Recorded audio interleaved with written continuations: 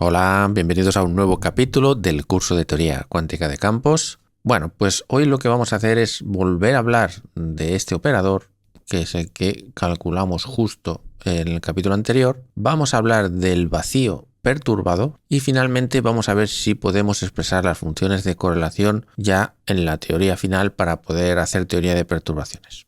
Pero para hacer todo esto necesito encontrar otra expresión equivalente a esta del operador de evolución temporal en la imagen de interacción. Entonces recordemos que el operador de evolución temporal seguía esta ecuación. Por tanto, si hiciéramos el método iterativo que hicimos con Schrödinger en el capítulo anterior, aquello de integrar a ambos lados y luego volver a sustituir la solución y una vez más, entonces deberíamos encontrar la solución. Pero la diferencia está en que ahora este hamiltoniano depende del tiempo. Por lo tanto, no lo podemos sacar fuera de la integral. Así que entonces, si hiciéramos lo mismo que hicimos en el capítulo anterior, creedme, o si queréis lo dejo como ejercicio, porque es inmediato. Ojo, es inmediato si habéis visto el capítulo anterior, ¿eh? Bueno, pues lo que es inmediato es que el operador de evolución temporal en la imagen de interacción va a ser, y cuidado porque ahora el origen lo tomamos en T', ¿eh? Recordad que este es el operador que conecta dos tiempos, que también demostrasteis en el capítulo anterior, porque lo puse como ejercicio, que satisfacía esta ecuación, que es este, en forma exponencial.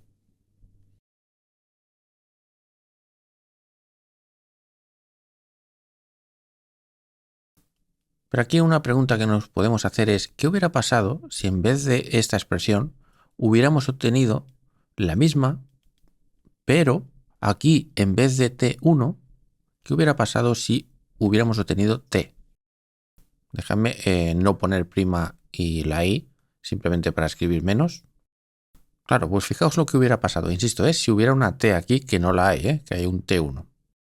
Bueno, lo que podríamos hacer es poner esto aquí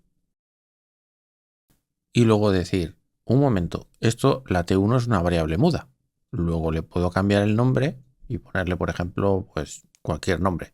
Y aquí lo mismo. Así que podría decir, pues entonces esto es exactamente lo mismo que esto y por lo tanto podría decir que esto es esta integral al cuadrado. Por tanto, si hubiera alguna manera de que aquí apareciera una t o que lo pudiéramos transformar de alguna manera, igual podríamos tener esperanza, ¿no? Entonces vamos a ver que sí que lo podemos hacer. Vale, vamos a fijarnos en este término un momento y vamos a decir, a ver, este término de aquí es una doble integral. Luego es una integral de área, pero no en el espacio de posiciones, sino en el de tiempo. Así que podríamos representar el tiempo 1, tiempo 2, y diremos, bueno, la variable t1 va desde t' hasta t. Y la variable t2 va de t' a t1. Por tanto, sí que es verdad que empieza aquí lo mismo que la otra variable, pero acaba en una variable, porque fijaos que t1 es una variable. Esto a lo mejor puede quedar un poco raro si está así presentado, pero esto es un poco como las integrales típicas que nos encontramos cuando hacemos primero de cálculo en la carrera, ¿no? Que decimos, a ver, por ejemplo, si esto es entre 0 y a, por ejemplo, y esto es entre 0 y x, ¿vale? Fijaos, para que pase lo mismo que aquí, esta variable tiene que ser la misma, ¿no? Y es entonces cuando decimos, vale, esto es el área entre 0 y a, y luego esto es como el suelo y el techo de la región, ¿no? El suelo sería 0 y como aquí hay una x significa que la función y igual a x, o sea, esta. Y este sería el techo de la región. Por lo tanto, en realidad estaríamos calculando el área de esta región. Por lo tanto, trasladando la idea aquí, el área donde estamos calculando, o la región en la que estamos calculando esta integral es esta. Entonces, esta es la región. Pero, ¿qué es lo que estamos integrando? Bueno, pues el producto de dos operadores. Así que si, por ejemplo, escogemos un punto cualquiera aquí, esto va a cumplir que el tiempo 1 es mayor que el tiempo 2. Esto gráficamente se puede ver porque la distancia que hay de aquí a aquí es mayor que la distancia que hay aquí. Por tanto, el tiempo 1 es mayor que el tiempo 2. Y por tanto, a ese punto le asociamos este producto de operadores, que si me permitís voy a no copiar el prima y la i, simplemente para escribir menos un momentito. Y esto es válido, es fantástico, porque el tiempo 1 es mayor que el tiempo 2. Vale, hasta aquí ningún problema. Ahora bien, si nosotros quisiéramos hacer la integral entre t' y t y también entre t' y t, entonces ahora el suelo sería t', pero el techo sería t, es decir, esto. Por lo tanto, esta integral de aquí sería todo esto. Entonces vamos a ver un punto por aquí, cualquiera, que sea, por ejemplo este.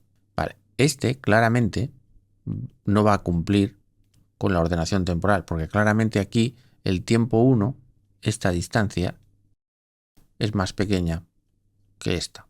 Luego, significa que el tiempo 1 es anterior al tiempo 2, más pequeño, ¿no? Y por tanto esto falla. Pero,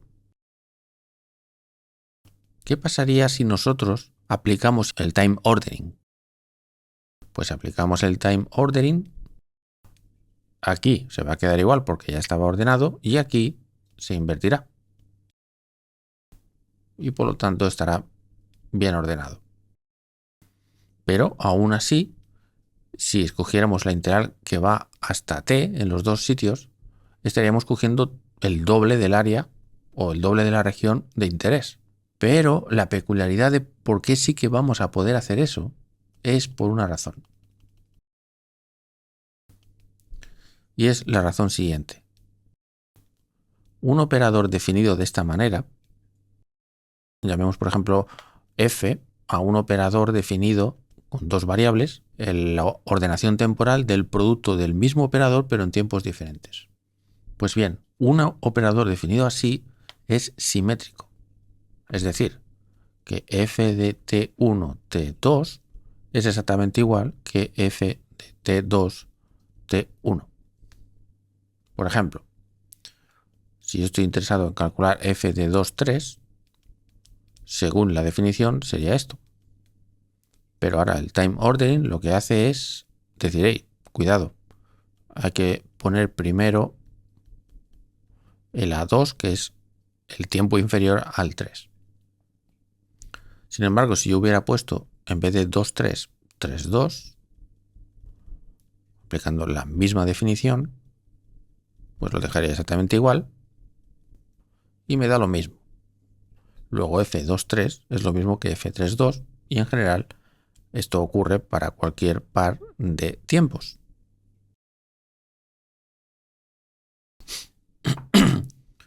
Entonces, traducido, lo que quiere decir es que por cada punto de aquí resulta que el punto simétrico con respecto a esta diagonal va a tener el mismo valor, entre comillas, porque estos son operadores, pero bueno, el valor de la función o del producto de estas h, sea cual sea, va a ser el mismo que este. Ojo, si estamos aplicando la ordenación temporal, ¿eh? Pero eso pasa no solo para este punto, sino para cualquier punto de aquí y su simétrico. Es decir, que si hacemos la suma de todos los operadores en todos los puntos, lo que veremos es que va a dar el doble de lo que hubiera dado si solo hubiéramos considerado esta zona. E insisto, es importante, esto solo es válido porque estamos diciendo que introducimos el time ordering, si no, no. ¿Por qué? Pues porque si no tuviéramos el time ordering, entonces aquí tendríamos por ejemplo, siguiendo este ejemplo, pues el 3, 2, pero aquí tendríamos el 2, 3. Y como estos son, por ejemplo, imaginemos que son matrices, ¿no? Pues las matrices no conmutan, por tanto, esto no va a dar lo mismo que esto. Y por lo tanto estaremos sumando lo correcto más algo que no tiene nada que ver. Es solo cuando aplicamos el time ordering, cuando esto sí que se vuelve igual y entonces podemos decir que estamos calculando el doble de lo que queremos. O sea, conclusión de todo esto, que si nosotros lo que queremos es esto de aquí, pues esto es la mitad de la misma cosa,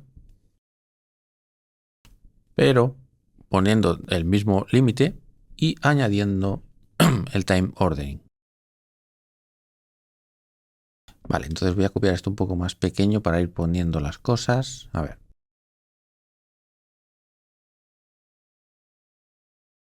Perdón, aquí me falta un 3. Esto es un 3. Vale, vamos ahora con el término siguiente. Para ver un poco cómo generalizar esto, con eso yo creo que ya será suficiente para ver de qué va el tema. Bueno, copiamos este menos i a la 3 y vamos a ver qué podemos hacer con esto.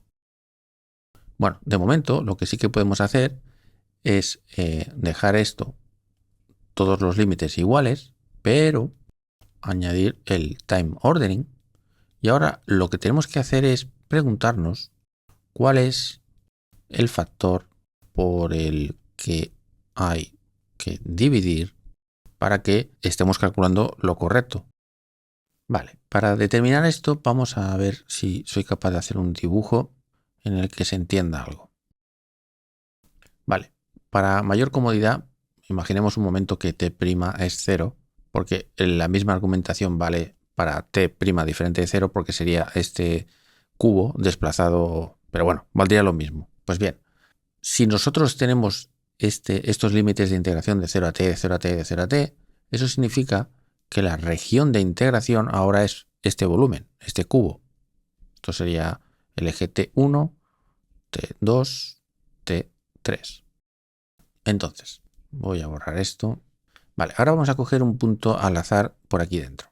Bueno, por supuesto, esto va de 0 hasta t, desde 0 hasta t y desde 0 hasta t. Vale, entonces cojamos un punto al azar. Por ejemplo, 1, 3 y yo qué sé, y 4. Vale, esto significa que el punto que tiene esas coordenadas sería este. Por lo tanto, el operador que iría por aquí sería el H1, H3 y H4. ¿Vale? Estoy omitiendo la prima y la I. Pero como tenemos la ordenación temporal, pues esto en realidad devolvería H4, H3, H1. Esto en primer lugar, después esto y después esto. Muy bien. La pregunta que yo me hago ahora es, ¿hay algún otro punto dentro de este cubo que nos dé esto? Y la respuesta es que sí, y hay 6 más. Entonces vamos a ordenarlos así. Vamos a ver, vamos a ponerlos aquí. 1, 3, 4, porque son precisamente las permutaciones. O sea, 1, 3, 4, 1, 3, 4, 1, 3, 4. Ahora cambiamos de orden, por ejemplo, el 1 y el 3. Y ahora 3, 1, 4, ¿no? Pues 3, 1, 4, 3, 1, 4.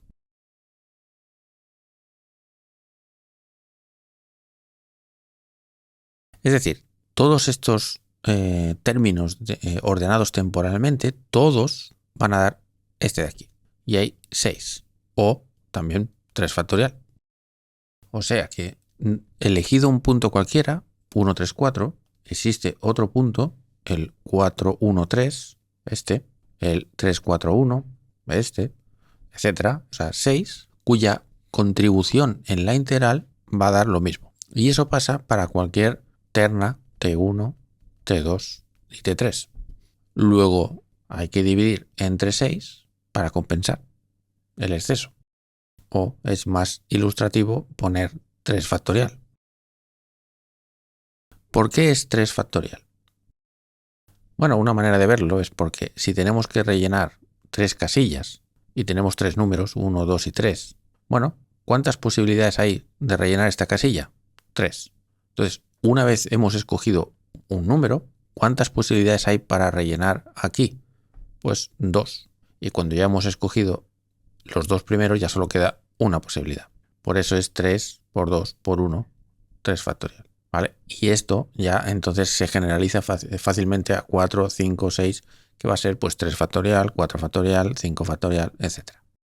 Y esto es lo que permite, perdón, que aquí tiene que ser sin esto es. Bueno, pues esto es lo que permite decir que si ponemos la ordenación temporal, entonces tendremos 1 menos i por esta integral de aquí, de h, lo pongo simbólicamente así, un momentito, más menos i al cuadrado entre 2 factorial, y ahora esto de aquí, como ya está la ordenación temporal encargada de ordenar precisamente, entonces ahora esto sí que lo podemos interpretar de esa manera que hemos dicho antes, ¿no? La integral de una de las h's por la integral de la otra de las h's, que esto es la integral al cuadrado. Pero lo que hacemos es quitar este cuadrado y, por tanto, incluirlo aquí, en este cuadrado. Y para el siguiente término, pues lo mismo, pero con un 3 factorial y un 3. O sea, la ordenación temporal de la exponencial de menos i, la integral t' t de t1, por ejemplo, h' y t1. O sea, resumiendo, esto aquí. Así que añado esta fórmula aquí abajo.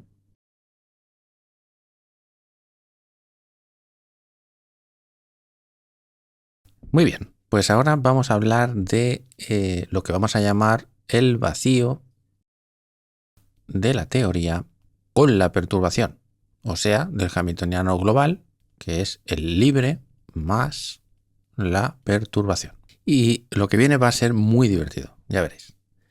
Entonces, ¿cómo se define este estado?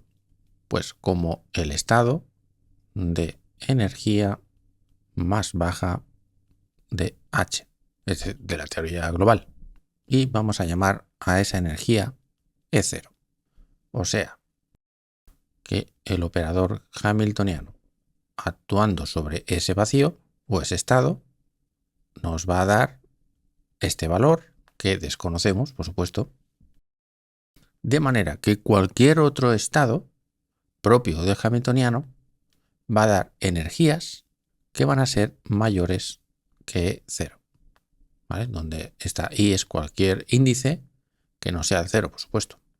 Claro, el problema es que no conocemos ni estos estados, ni estos valores, ni nada. Simplemente suponemos que existe esa posibilidad.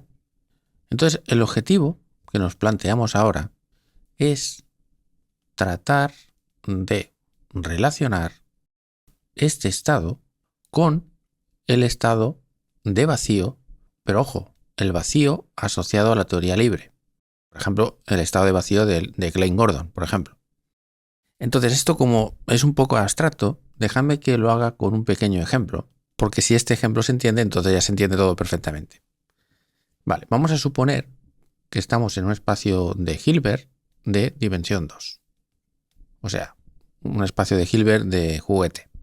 Y por tanto, en un espacio de Hilbert de dimensión finita, entonces los operadores se pueden expresar como matrices.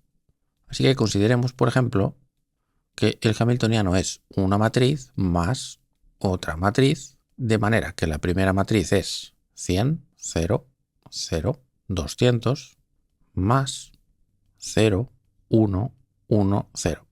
Y fijaos que he hecho expresamente que este número, este 100 y este 200, sean bastante más grande que estos numeritos de aquí, para que esto sea una perturbación, es decir, algo que no tenga mucho peso. Pues bien, esto al ser de dimensión 2, este problema, pues habrá dos vectores propios. El que tenga energía menor le vamos a llamar omega y al otro pues le vamos a llamar, por ejemplo, phi mayúscula, por llamarle de alguna manera. Y este tendrá energía que le llamaremos E sub 0 y este pues, por ejemplo, energía 1, por ejemplo. Y claramente la energía 1 será mayor que la energía 0. Bueno, claramente aquí, o sea, lo podéis comprobar en casa. De hecho, os voy a poner los números por si alguien lo quiere probar en casa. El E0 da aproximadamente 99,99000010 y esta energía aproximadamente da 200,009999 en este ejemplo. Pero claro, esto de aquí lo voy a borrar porque en teoría, en la teoría que vamos a desarrollar, no conocemos ni este estado ni la energía. Lo que sabemos es que, dado este espacio de Hilbert, hay infinitas bases. Y entre ellas hay una que nos interesa mucho, que es la base que podemos llamar 0 y 1, que es la base asociada a este hamiltoniano. Fijaos que el hamiltoniano libre, ¿eh? Por tanto, esto le podemos llamar la base libre, haciendo referencia a que es los vectores propios de este operador hamiltoniano, el H0, que en este caso serían el 1,0 y el 0,1. ¿Vale? Estos sí que los conocemos. Por lo tanto, como los conocemos, pues los apunto por aquí. Muy bien, esto sería una posible base. Pero luego está la otra base, porque estos vectores que en la teoría global no conoceremos, no sabremos cuáles son, pero sí que sabremos que forman una base. Como siempre pasa, cuando se diagonaliza un operador hermítico, los vectores, el conjunto de vectores que eso tiene forma una base. Así que esta base será formada o estará formada por este señor y este señor. Y esto le podemos llamar, si queréis, base global, porque se obtiene al diagonalizar el hamiltoniano global. Entonces, como base que es, cualquier estado se puede descomponer o expresar como una combinación lineal, por ejemplo, C0 más C1, la combinación lineal de esta gente. Y esto vale, evidentemente, para cualquier estado. Sí. Pues bien, ahora lo que voy a hacer es decir, no, pues mira, yo quiero expresar este estado en concreto, o sea, este primer vector que representa el estado de vacío de la teoría libre, quiero expresarlo en función de la otra base, de esta de aquí. Entonces, ¿cuáles son esos coeficientes C0 y C1? Bueno, muy fácil. Podemos hacer el sándwich con este primer vector de la base. Entonces, este señor con este señor va a dar 1. Y este señor con este señor, como es una base, recordad que es ortonormal y por tanto da 0. Y si en vez de hacer el sándwich con este señor lo hiciéramos con este, entonces sería C1 lo que daría. Y ahora vamos a hacer evolucionar este estado siguiendo el hamiltoniano global. Es decir, aplicamos menos i ht sobre el vacío libre. Claro, esto de aquí, tal cual, está calculado en la imagen de Schrödinger. Vale, esto es un estado cualquiera y aplicamos el operador de evolución temporal de toda la vida, Schrödinger. Pero ¿por qué lo hacemos? Porque resulta que cuando lo apliquemos también a ese lado de la ecuación, este operador actuando sobre un vector que es propio de h, lo que nos va a devolver menos i e0 por el tiempo multiplicado por el propio vector. Porque, insisto, este vector es propio de h, pero también lo es este vector. Por lo tanto, nos va a dar e elevado a menos i, pero en esta ocasión e1 por el tiempo, porque este señor tiene energía e1. ¿Vale? E1 mayor que E0. Y por supuesto, como es propio, pues tenemos el propio vector aquí. Entonces, si ahora dividimos toda esta ecuación entre este factor, de hecho, entre este factor, esta división también la podemos expresar así, o incluso si sacamos factor común menos i t, entonces nos queda E1 menos E0. Vale. Entonces voy a hacer un poco más despacio. Ahora podemos pasar este señor al otro lado restando. Por lo tanto, tendremos este señor menos este señor.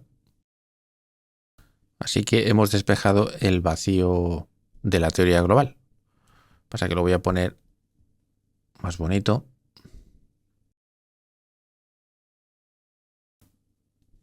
Y de momento esta expresión es completamente exacta.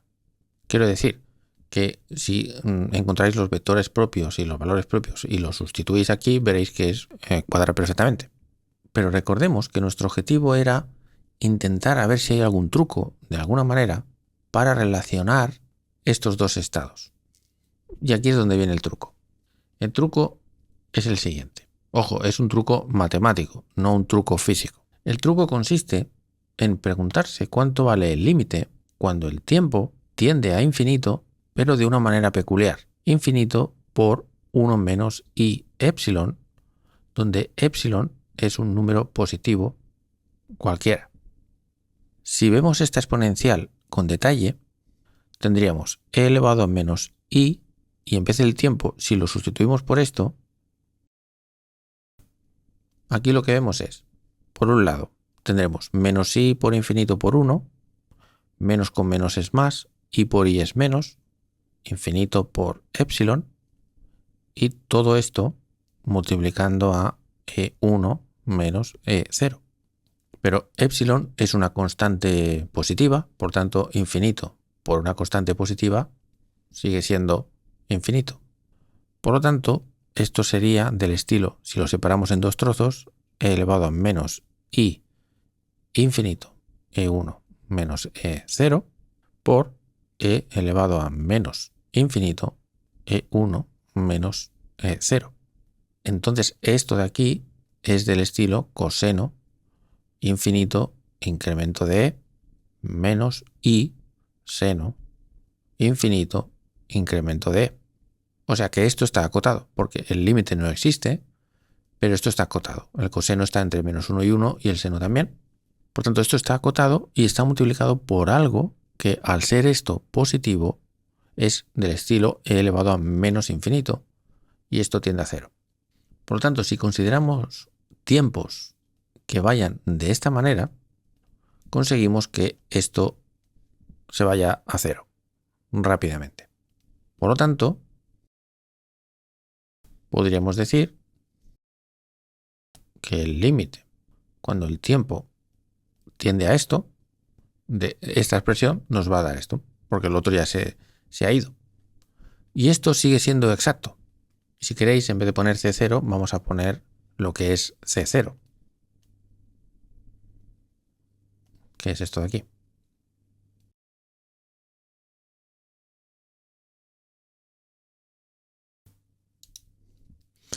Y claro, como esto es muy raro, dejadme que os diga qué es lo que da si lo hacemos con este ejemplo, y lo dejo como ejercicio para que lo comprobéis en casa. Pero os dejo lo que da para que lo podáis comprobar. Bueno, pues el hamiltoniano global, que es la suma de estas dos matrices, que es 100, 1, 1, 200, tiene como vectores propios, y lo voy a poner con decimales, porque la expresión exacta es un rollo de raíces y cosas, entonces más vale hacerlo con decimales, simplemente para que la vida sea más fácil.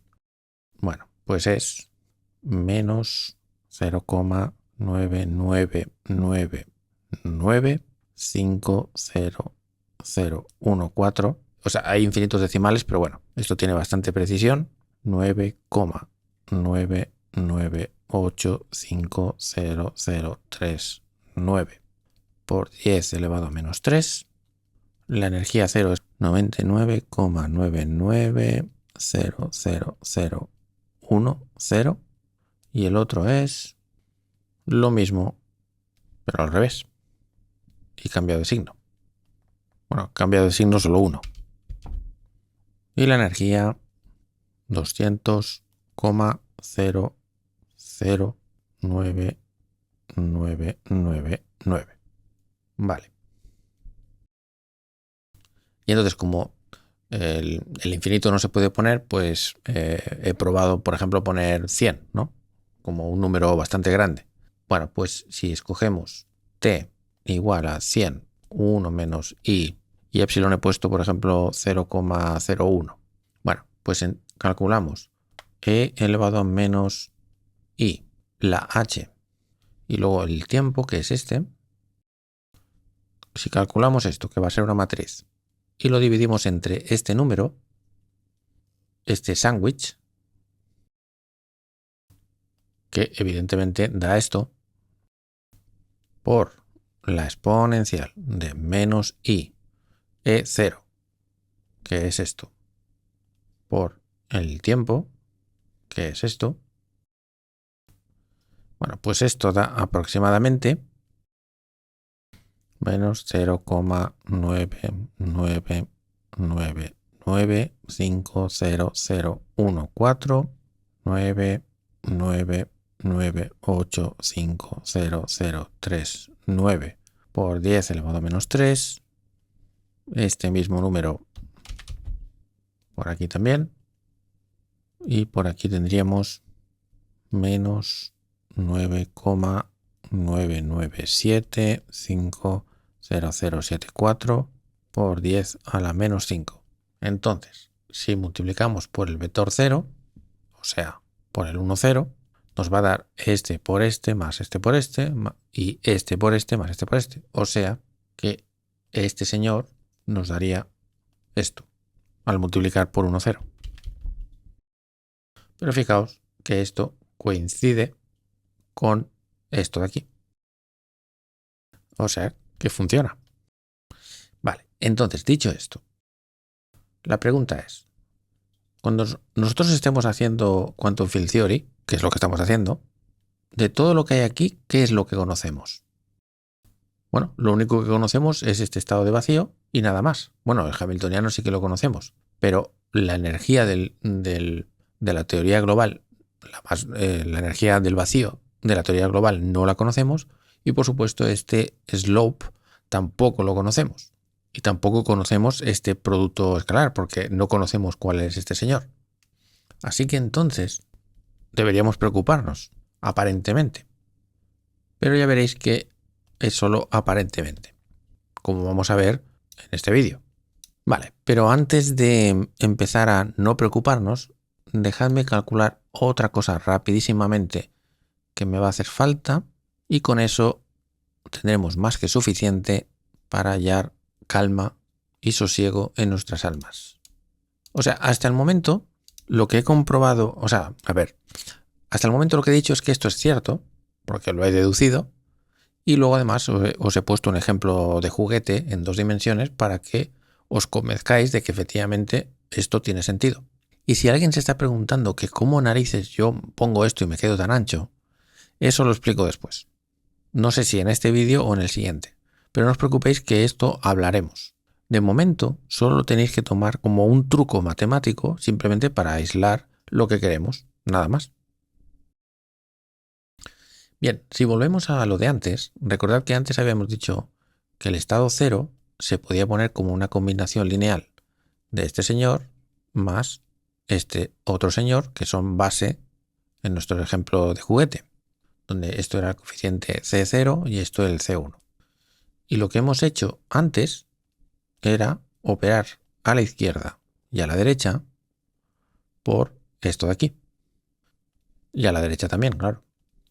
Pues bien, lo que vamos a hacer ahora es hacer lo mismo, pero sin este menos. Entonces eso nos va a dar, bueno, esto de momento se queda igual, pero aquí nos va a dar C0 elevado a I T E0, porque el hamiltoniano es propio del ground state, C1, y lo mismo, elevado a I T, pero esta vez la energía 1 por este vector. Por tanto, si despejamos de nuevo este señor, lo que tendremos es este señor menos este señor dividido entre este señor.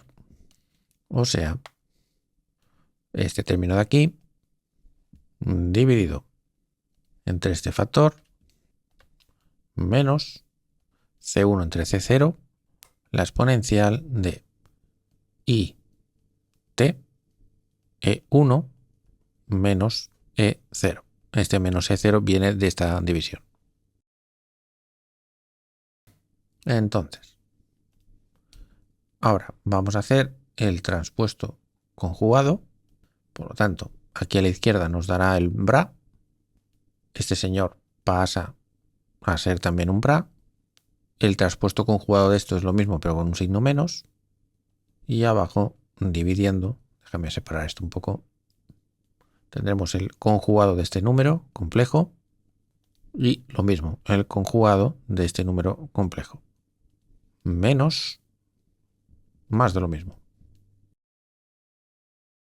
Por lo tanto, si volvemos a hacer el mismo límite, como que este factor es exactamente igual que hemos encontrado antes, pues tiende a 0 y esto nos lo cargamos. Y si C0 es esto, C0 asterisco, pues es al revés. Por lo tanto, cambiamos esto por lo que es. Muy bien. Así que tenemos tanto el ket como el bra del vacío perturbado. De momento estamos solo con matemáticas, luego diré qué es lo que está pasando aquí o cómo se interpreta esto, no os preocupéis. Vale. Siguiente paso. Aquí tenemos una exponencial. Esta exponencial de aquí y el estado de vacío de la teoría libre. Bien. Sabemos que si la teoría libre es la de Klein-Gordon, que es la que va a ser, sabemos entonces que E elevado a I T H0 por este señor, pues es E elevado a I T por la energía del vacío, que la tenemos que poner aquí por el propio vector. Pero acordémonos que esta energía era cero, aquello que hacíamos de los osciladores armónicos, la integral, y que eliminábamos lo que daba infinito, de manera que el estado de vacío tenía energía cero. Por tanto, E elevado a 0 da 1. Por lo tanto, si la teoría libre es de Klein-Gordon, da lo mismo el estado de vacío que el estado de vacío por este operador, o este operador actuando sobre el vacío. Entonces, eso significa que es lo mismo poner esta exponencial que poner esta exponencial multiplicada por esta otra exponencial, siempre y cuando estemos actuando sobre el vacío. Y si os preguntáis por qué estoy yo haciendo esto, es porque resulta que esto de aquí se puede poner como el operador de evolución temporal. Solo hay que sustituir, fijaos. Es como considerar que t es igual a 0 y que t' es igual a menos t. Si eso lo ponéis aquí, fijaos, este t igual a 0 hace que esta primera exponencial no esté. Si t' es igual a menos t, significa que menos t' va a ser t, o sea, ITH0, que es justo lo que hay aquí. Y luego 0 menos t es t. Con este menos, pues menos. Es decir, que cuadra, vamos. Luego, eso significa que en vez de poner esta exponencial, podría poner el operador de evolución temporal desde menos t hasta 0. Y por otro lado, haciendo algo parecido, si ahora vamos aquí y decimos, a ver, ¿esto qué es? Tenemos esta exponencial, entonces como antes puedo añadir este factor por esta razón de aquí, y esto no es ni más ni menos que el operador de evolución temporal en la imagen de interacción de t, fijaos que para llegar a eso, de nuevo, es sustituir aquí cambiando t' por 0, porque aquí hay un 0. Y si ponéis t' igual a 0, este factor se va, y aquí solo queda elevado a menos ITH, que es lo que tenemos aquí, y el EITH0, que es lo que tenemos aquí. Por lo tanto, puedo cambiar esto por este operador de evolución temporal. Y como todo estado, el estado de vacío cumple que está normalizado. Por tanto, esto debería valer 1. Lo cual significa que si sustituimos este señor y este señor, pues esto debería valer 1. Entonces, como este coeficiente y este coeficiente son lo mismo, pero uno es el conjugado del otro, entonces esto es el módulo al cuadrado de ese coeficiente. Lo pongo. Ya que tenemos la exponencial por ella misma significa que es ella misma al cuadrado, o bien poner un 2 aquí. Entonces, aquí arriba vamos a tener esto y abajo esto de aquí. Muy bien. Y ahora, para escribir menos, voy a poner aquí alarma. Donde ponga infinito a partir de ahora, lo que realmente quiero decir es infinito 1 menos i epsilon. ¿Vale? Esta sería la alarma que tenemos que ponernos, porque esto hablaremos más tarde.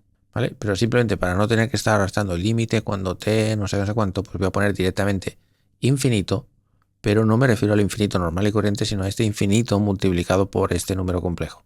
Insisto que luego más tarde daré la explicación.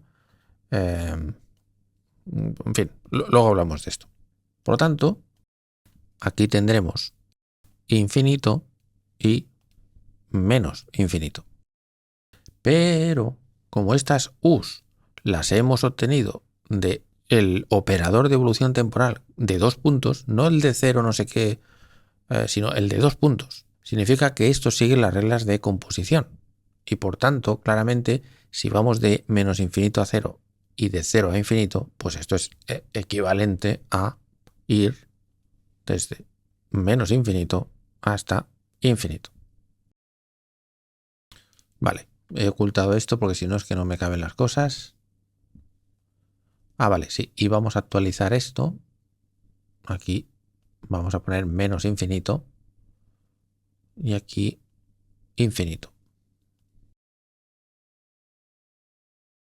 Entonces, estas fórmulas que acabamos de obtener es para el modelo de juguete de un espacio de Hilbert de dimensión 2. Pero, ¿cómo se actualizaría esto para dimensión infinita? Bueno, pues simplemente, no lo voy a hacer, simplemente esbozo la idea, es que cuando nosotros hemos dicho que el 0 lo podíamos poner como una combinación lineal de el vacío perturbado más otro numerito por otro señor, otro vector, bueno, pues es muy fácil. Simplemente lo que habrá que hacer aquí es sumar para todos los estados mayores que el 0, y cuando aplicáramos el operador de evolución temporal, aquí, ¿qué pasaría? Pues aquí pasaría menos i, t, e, i. Y por supuesto aquí e elevado a menos i, t, e 0. Y cuando dividiéramos entre este factor, aquí nos aparecería ei menos e 0. Aquí también. Y aquí también aparecería ese factor. ¿Y qué pasa? Que como todas las energías serían mayores que esto, al hacer el límite, volvería a pasar exactamente lo mismo con cada uno de los términos y se iría. ¿Vale? Esa es la clave. Por eso he hecho un caso de dos niveles, porque la idea es la misma y así no me complico tanto con las matemáticas. Bien, y ahora vamos a interpretar qué narices significa esto. O sea, esto de aquí arriba, si olvidamos un momento este factor, lo que nos está diciendo es que el vacío perturbado es algo así como la evolución en el tiempo de este vacío. De hecho, para pensarlo bien, mejor tendríamos que hacer el traspuesto conjugado. Estoy hablando de este señor, ¿eh? Entonces, si lo invertimos, pues aquí tendremos el vacío perturbado. Aquí tendremos este operador, pero daga, actuando sobre el 0. Y si multiplicamos a izquierda y derecha por este señor sin daga, entonces vemos que este operador y este es uno el inverso del otro, por tanto da la identidad. Y aquí es donde se ve claramente lo que está pasando. Aquí lo que interpretamos es que si tenemos el sistema en este estado, en el vacío perturbado, y dejamos pasar mucho tiempo, el sistema se va al vacío no perturbado, al vacío libre. Y si miramos aquí, bueno, proporcional, porque hay este factor, que este factor va a ser importante. Pero bueno, la idea está aquí. Y aquí vemos pues algo parecido, aunque no del todo. Aquí lo que interpretamos es que si el sistema inicialmente está en el vacío libre, cuando el sistema evoluciona de un tiempo pasado remoto hasta el presente, entonces esa evolución nos lleva al estado de vacío perturbado. O sea, que si este es el tiempo, y aquí tenemos el tiempo cero, y aquí empezamos desde el vacío, entonces, después de mucho tiempo, esto por supuesto lo simbolizo como menos infinito, pero cuidado, el menos infinito este rojo, el de las alarmas, en verdad es infinito con este epsilon aquí, pero bueno, infinito. Pues cuando el sistema evoluciona con este operador, llegamos al vacío perturbado. Pero después, cuando dejamos que el sistema siga evolucionando hasta el más infinito este raro, entonces viendo esto de aquí vemos que volvemos otra vez al vacío. ¿Vale? Esta sería más o menos una posible interpretación de lo que está pasando. Entonces, da igual si esta interpretación se entiende, no se entiende, tiene problemas o no problemas. Lo importante, lo realmente importante, es que algo que desconocemos lo podemos relacionar con algo que sí conocemos. Y esto es lo realmente importante, más allá de la interpretación. ¿Por qué? Pues porque lo que nosotros queremos es saber qué es esto. O mejor dicho, cómo calcularlo. Es decir, ¿cuál es la amplitud de probabilidad de que habiéndose creado una partícula en el punto del espacio-tiempo y aparezca en el punto X del espacio-tiempo, si es que nuestra teoría no es la teoría libre, sino es la teoría H, que es la libre más una perturbación? Y es por eso, por esta perturbación, que aquí aparece el vacío, el que tiene que ser, el vacío de la teoría. Pero claro, el problema es, o era, que si no tenemos ni idea de cuánto vale este vacío, ¿cómo narices vamos a calcular esto? Pero claro, ahora sí que sabemos lo que es. Podemos quitar esto y decir, no, es que es esto de aquí. ¿Y este cuál es? Pues este de aquí. De hecho, voy a ponerlo bien. Y resulta que el denominador es exactamente igual que este denominador. Por lo tanto, si despejamos de aquí, podemos sustituir todo esto de aquí abajo por esto. O sea, que el objeto de nuestro interés, que es esta función de correlación, lo podemos expresar así. Pero no olvidemos un detalle muy importante. Estos objetos de aquí son operadores y que en concreto esta X, recordad que se refiere a un tiempo y a una posición. Pero esto recordad que si no tienen ningún índice ni nada, significa que estamos en la imagen de Heisenberg. Pero cuidado, de Heisenberg, pero con el hamiltoniano global. Pero esto es inconsistente con todo lo demás porque fijaos que aquí tenemos el operador de evolución temporal, pero en la imagen de interacción.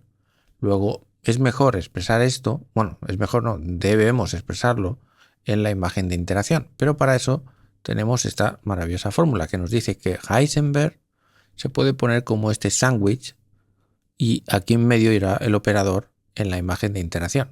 Por lo tanto, este señor lo podemos poner como U interacción daga y aquí iría la T, pero claro, la T que va aquí, pero la T en este caso es X0, por tanto X0. Y aquí iría el operador en la imagen de interacción, pero con ese mismo tiempo y luego U interacción de ese mismo tiempo. Y lo mismo para la I. O sea que hacemos copy-paste y sustituimos por ahí.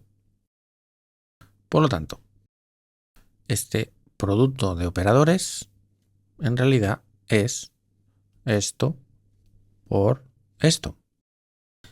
Muy bien, vamos ahora a interpretar esto. Recordad que del capítulo anterior lo que significaba esto. Esto significa ir al pasado desde el tiempo I0' al tiempo 0. ¿Vale? Insisto porque aquí solo hay un tiempo, no hay dos. O sea, este es el operador que sacamos al principio de todo, el que conectaba los tiempos con el 0. Y este operador es el que nos va desde el 0 hasta x0. ¿Y por qué sé que x0 está aquí y no aquí? Porque recordad que siempre cuando uno escribe esto está suponiendo implícitamente que x0 es mayor que y0. ¿Vale? Luego ya haremos la ordenación temporal, pero de momento siempre que uno escribe esto está suponiendo que esto es posterior a esto. Por tanto, en realidad lo que nos está diciendo este operador es exactamente lo mismo que pasó en el capítulo anterior. Esto en realidad es el operador de dos tiempos, este de aquí, que empieza en y0 y acaba en x0. Entonces esto ya está. Por tanto, actualizo esa información y decimos, vale, pues este señor, este producto de señores, nos da esto de aquí y esto de aquí. Así que entonces ahora sustituimos aquí y ya tenemos la expresión casi completa. Veamos, vamos a copiar a ver si nos cabe. 0, u, i, infinito, 0. Vale, y ahora viene todo esto y después el u, 0, menos infinito y todo esto dividido entre esto. Vale, voy a subir esto un poquito para allá. Ahora no sé por qué estoy escribiendo con la letra más grande, pero bueno. Vale. Vale. Pero ya sabéis que lo que realmente nos interesa es el time ordering de esto. La argumentación es exactamente la misma que tuvimos con el campo libre, con la teoría libre, y por tanto no hace falta repetir.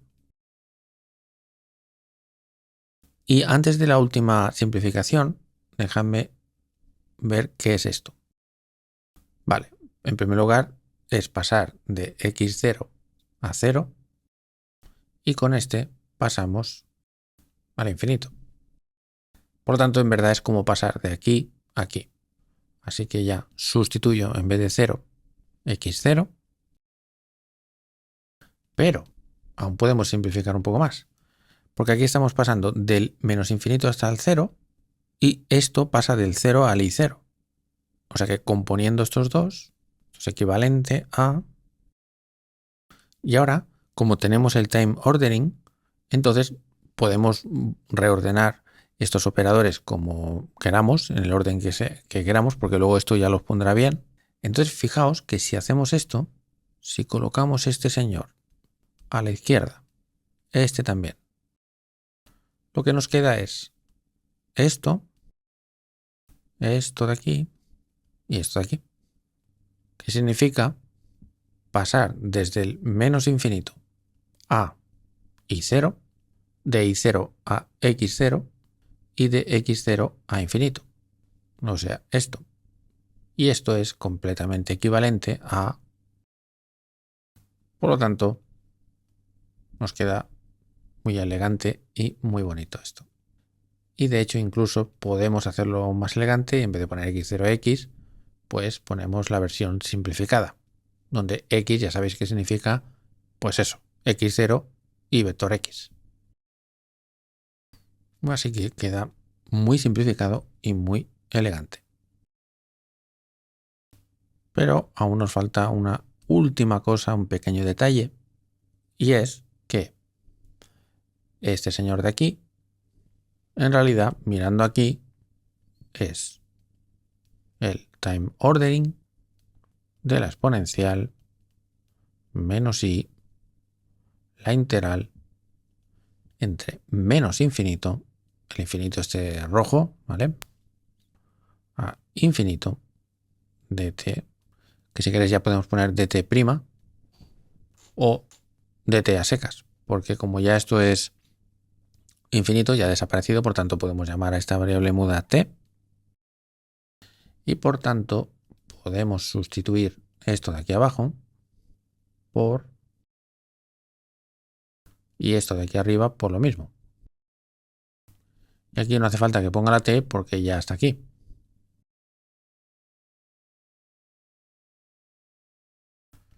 Y esta es la ecuación maestra Y lo importante es que esto vale para cualquier teoría libre más interacción, de forma que si aquí ponemos Klein-Gordon, pues estos son los campos de Klein-Gordon, pero aquí podemos poner fermiones o podemos poner fotones o lo que sea. ¿Vale? Entonces, como os he pegado un tostón inmenso en este vídeo, vamos a descansar un poco y ya en el próximo día vamos a desarrollar esto y vamos a ver los diagramas de Feynman, las reglas de Feynman y ver de dónde salen. ¿Vale? Vale, pues nada. Muchas gracias por ver este vídeo y hasta el siguiente.